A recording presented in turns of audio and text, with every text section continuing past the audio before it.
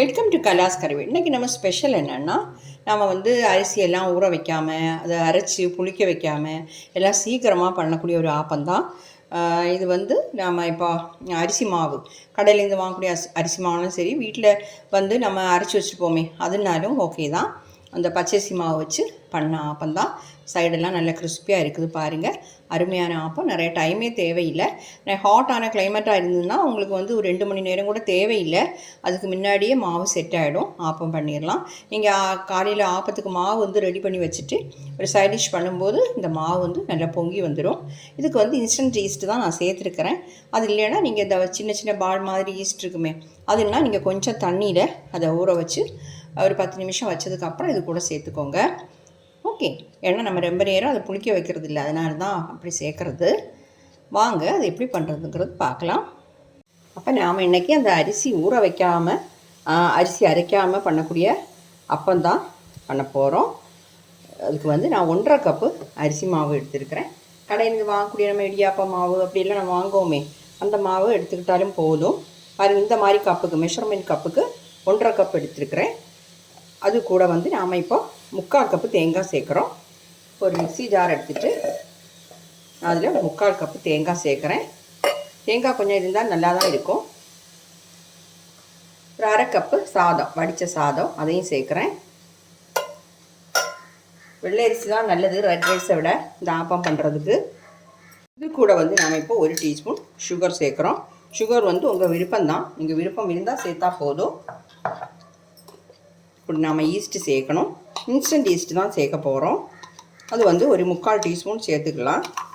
ஏன்னா நம்ம சீக்கிரமாக பண்ண போகிறோம், நிறைய நேரம்லாம் மாவு புளிக்க வைக்க எல்லாம் போகிறதில்ல. அதனால இன்ஸ்டன்ட் ஆப்பந்தான்.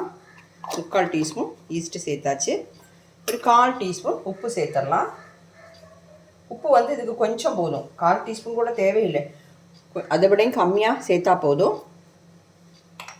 அப்புறம் நம்ம எடுத்து வச்சுருக்கக்கூடிய இந்த அரிசி மாவை சேர்த்துடலாம். சேர்த்துட்டு கொஞ்சம் தண்ணி விட்டு நல்லா அரைச்சிடலாம். இது கூட நாம் இப்போ ஒரு சீக்ரெட் கூட சேர்க்குறோம். அது என்னன்னா 1 டீஸ்பூன் தேங்காய் எண்ணெய், அது சேர்க்குறேன். அது சேர்க்கும்போது ஆப்பம் இன்னும் கொஞ்சம் நல்லா டேஸ்ட்டாக இருக்கும். இப்போ தண்ணி சேர்த்துடலாம். தண்ணி சேர்த்து அரைச்சிட்டு வந்துடலாம். பாருங்கள், நான் நல்லா அரைச்சி எடுத்துட்டேன். ஒரு 2.5 கப்பு தண்ணி சேர்த்தேன்னா, சேர்த்து தான் நல்லா ஃபைனாக அரைச்சிக்கோங்க. அதில் நாம் வடித்த சாதம் தேங்காய் எல்லாம் சேர்த்தோம், அதெல்லாம் அப்படி இருக்கக்கூடாது, நல்லா ஃபைனாக அரைச்சிடணும். இதை நான் மாவெடுத்த பாத்திரத்துலேயே நான் சேர்த்துட்றேன்.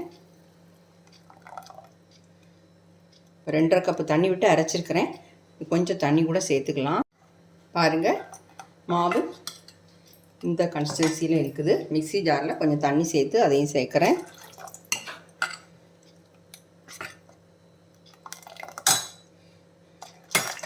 1/2 கப்பை விட கொஞ்சம் கம்மியாக தான் தண்ணி சேர்த்தேன். பண்ணும்போது தண்ணி வேணும்னா கொஞ்சம் சேர்த்துக்கலாம். இப்போ 3 கப்பு தண்ணிக்கு கொஞ்சமாக குறவு, இந்த மாதிரி இவ்வளோ தண்ணி மீதி இருக்குது. ஒரு 3 டேபிள் ஸ்பூன் அவ்வளோ தண்ணி சேர்த்துருக்குறேன்.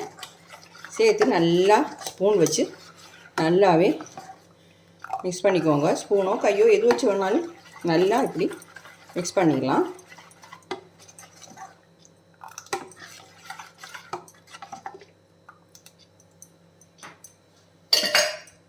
இப்போ இதை மூடி வச்சிடலாம். இது உங்களுக்கு உங்கள் கிளைமேட்டை பொறுத்து இருக்குது.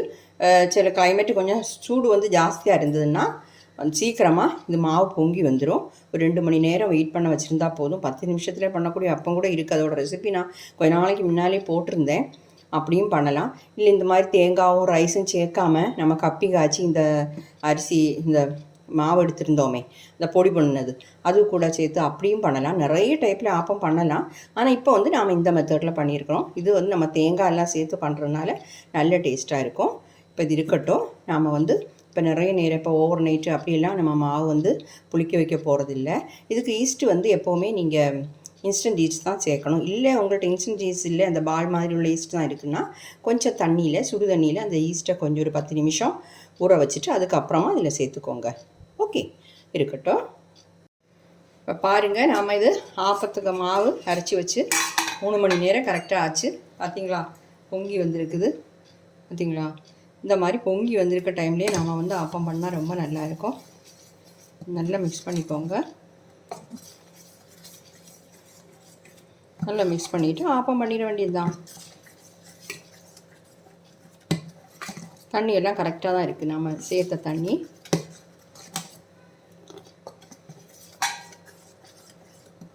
நல்லா மிக்ஸ் பண்ணிடலாம். பாருங்கள், ஆப்பம் பண்ணுறதுக்காக இந்த ஆப்ப சட்டி வந்து சூடு பண்ண வச்சுருக்கிறேன். சூடாகிடுச்சு. அந்த சட்டி நல்லா சூடாகணும். நம்ம ஆப்பம் பண்ணும்போது ஃப்ளேம் கம்மி பண்ணிக்கணும்.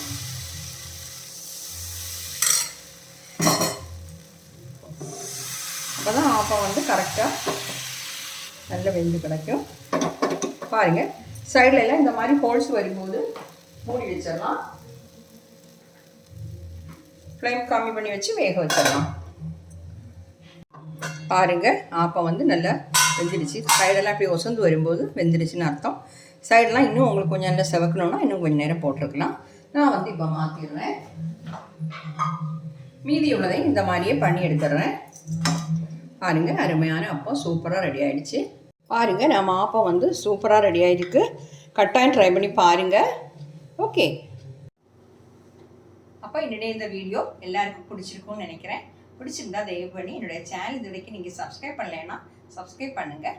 அதே மாதிரி லைக் பண்ணும், ஷேர் பண்ணும், கமெண்ட் பண்ணும் மறந்துடாதீங்க. அடுத்த நல்ல ஒரு ரெசிபியுமா மீண்டும் சந்திக்கலாம். Okay, thank you.